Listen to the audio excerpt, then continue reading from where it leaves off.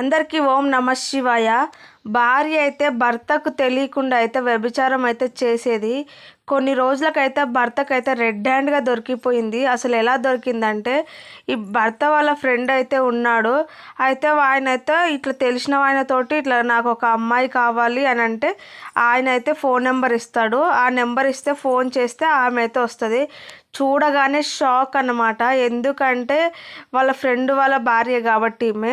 అయితే వెంటనే వెళ్ళి ఆయనకైతే చెప్తాడు, ఇట్లా నీ భార్య అయితే ఫోన్ చేస్తే ఇది సంగతిరా, ఇలా వచ్చింది, ఈ పని చేస్తుంది అంటే అసలు భర్త నమ్మలేదు. సీరియస్ అయ్యాడు. నీకు పిచ్చి కూడా లేసిందారా, నువ్వు ఎవరిని చూసి ఎవరిని అంటున్నావు, ఏం మాట్లాడుతున్నావు, దిమాగ్ ఖరాబ్ అయింది అనేసి ఆయనకైతే క్లాస్ పీకినాడు. కాదురా, నిజం రా, ఇక కావాలంటే నెంబర్ చూడు, మీ ఆమెను కూడా అడుగు అని అంటే ఇంటికైతే వెళ్తాడు. ఇంటికి వెళ్ళి అడిగింది అంటే అతను చెప్పిందంతా అడిగితే చెప్తాదన్నమాట, లేదండి నేను కాదు అని. నువ్వు నిజం చెప్పు, నెంబర్ కూడా చూపించినాడు. నీ నెంబర్ తనతో ఎలా ఉంటుంది, ఎవరైతే నెంబర్ ఇచ్చిండో అతనితో కూడా నన్ను మాట్లాడిచ్చిండో అతను కూడా చెప్పిండు, తనతో నువ్వు 4-5 సార్లు వెళ్ళావంటే నిజం చెప్పు నాకు, నేను ఏమనను అని అంటే, అవునండి నేను కొన్ని రోజుల నుంచి ఇలా చేస్తున్నాను అని చెప్తే అతనైతే చాలా అంటే చాలా ఏడ్చిండు, చాలా బాధపడ్డాడు. అక్కడనే చెంప మీద 4 ఇచ్చి, నీకు నేనేం తక్కువ చేశానే, నీకు సరిగ్గా ఇంట్లో చూసుకోవట్లేదా, ఫుడ్ పెట్టట్లేదా, లేక నీకు ఏమన్నా ఇప్పియట్లేదా, అడిగింది ఇప్పియట్లేదా, నీకు బట్టలు ఇప్పియట్లేదా, నీకు ఏం తక్కువైందని ఇలాంటి పని చేస్తున్నావే, నేను ఎంత నమ్మకంగా నిన్ను ఎంత బాగా చూసుకుంటున్నాను, నిన్ను నమ్మేసి నేను డ్యూటీకి వెళ్తే నువ్వు ఇంటికాడ ఉండి ఇలాంటి పనులు అవే చేసేది, నీకేమైనా తక్కువ పడితే నన్ను అడిగితే నేను ఇప్పిస్తాను కదా, ఇలాంటి పనులు ఎందుకు చేసినావు, నీకేం అవసరం ఉంది అని అయితే అతనైతే పాపం బాధ అంటే బాధపడుకుంటూ ఏడ్చుకుంటూ అడుగుతాడు. ఆమె అయితే సారీ అండి, ఇంతకుముందు నాకు తెలియక చేశాను, ఇంకెప్పుడు చేయనండి అని ఆమె కూడా ఏడుస్తుంది. అలా భర్త ఏడుస్తూ ఉంటే, నీకు ఇప్పుడు నా ఫ్రెండ్కి తెలిసింది, నా ఫ్రెండ్ ఊరంతా చెప్తాడు, మా ఫ్రెండ్స్లో అందరికీ చెప్తారు, నా తలకాయ ఎక్కడ పెట్టుకోవాలి, వాళ్ళ ముందర నేను తల దించుకొని బ్రతకాలి, ఇంకా నేను బ్రతికుండి కూడా లాభం లేదు, బ్రతికున్నా కూడా నేను చచ్చినట్టే శవంతోనే సమానము, నన్ను చంపేశావు కానీ నిన్ను నమ్ముకొని నిన్ను ఇంటికాడ వదిలేసిపోతే నీకేం తక్కువైంది, ఇలా చేసావు, నన్ను చంపేసావు, ఇంకా నీతో నేను ఉండాలి అని అస్సలు అనుకోవట్లేదు, నాకు వద్దే వద్దు, పిల్లలు కూడా ఏమనుకుంటారే, నీ అమ్మ ఇలాంటిది, నీ అమ్మ ఇలాంటి పని చేస్తుందని, ఆ పిల్లలను స్కూల్లో తెలిసిన వాళ్ళు అంటూ ఉంటే ఆ పిల్లలు ముఖం ఎలా పెట్టుకుంటారు, చుట్టుపక్కన వాళ్ళు కూడా 10 మంది 10 రకాలుగా అంటారు. డైలీ చూసి వాళ్ళ ముఖాలు చూడాలి, వాళ్ళతో మాటలు పడాలి, ఎప్పుడు ఎవరితో ఇంకా నేను తలెత్తి మాట్లాడలేను, అలాంటి పరిస్థితి తెచ్చావు, నేను ఏం పాపం చేస్తే నువ్వు నాకు దొరికినవే, అసలు నేను ఏం పాపం చేసుకున్నాను నేను చేసుకోవడానికి,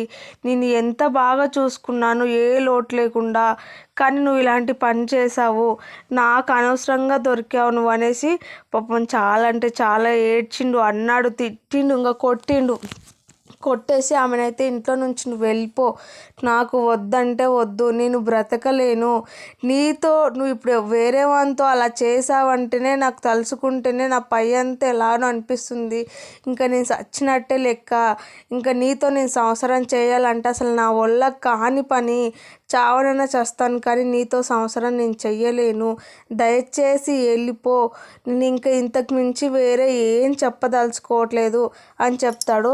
అలా భార్య ఎంత బ్రతిమలాడినా ఎంత ఏడ్చినా కూడా పట్టించుకోడు. ఇంకా వాళ్ళ అమ్మ అంటే వాళ్ళ భార్య వాళ్ళ అమ్మ నాన్నకు ఫోన్ చేసి జరిగిందంతా చెప్తాడు.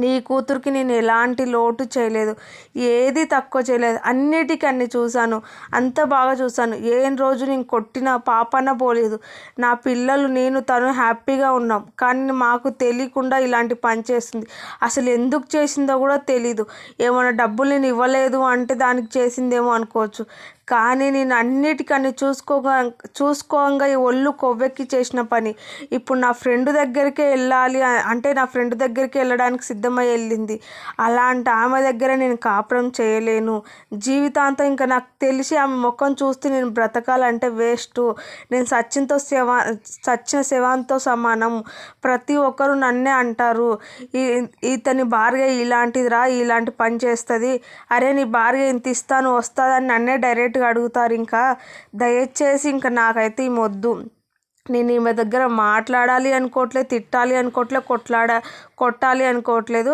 నాకు ఆ అధికారం పోయింది ఆమె మీద. నా భార్య కాదు, నాకు ఆమె ఎవరో, నేనైతే ఆమె ఎవరో అనుకుంటున్నా. అందుకే నాకు ఎలాంటి అధికారం ఆమె మీద లేదు. వచ్చి తీసుకెళ్ళండి ప్లీజ్. నేను మర్యాదగా చెప్తున్నాను. ఈ గొడవలు పంచాదులు నాకు వద్దు. నేను నా పిల్లలు హ్యాపీగా ఉంటాము. అంతేగాని ఇంక ఈ చెత్తదాన్ని నేను నా దగ్గర పెట్టుకొని నేను తనతో కాపురం చేస్తే కుక్కతో నేను కాపురం చేసినట్టే. దాంతో కూడా పోల్చి కూడా వేస్ట్. దయచేసి తీసుకెళ్ళండి అని వాళ్ళ అమ్మ నాన్నకైతే రిక్వెస్ట్ చేస్తాడు. నిజంగా అండి, భార్యాభర్తలు అన్నప్పుడు ఈ చిన్న చిన్న గొడవలు ఉంటే సదురుకపోతారు, కానీ ఇలాంటి గొడవలు ఉంటే ఎవ్వరు సదురుకపోరు. ఎందుకంటే వాళ్ళ ఫ్రెండ్స్ సర్కిల్లో తెలిసినాక ఎట్లా తలెత్తుకొని తిరుగుతాడు. పాపం అతను అయితే చాలా ఫీల్ అయ్యిండు. ఇలాంటి వాళ్ళని ఏమంటారో కామెంట్ చేయండి, ఒళ్ళు కొవ్వెక్కి పనులు చేసే వాళ్ళని. దయచేసి కాపురాలు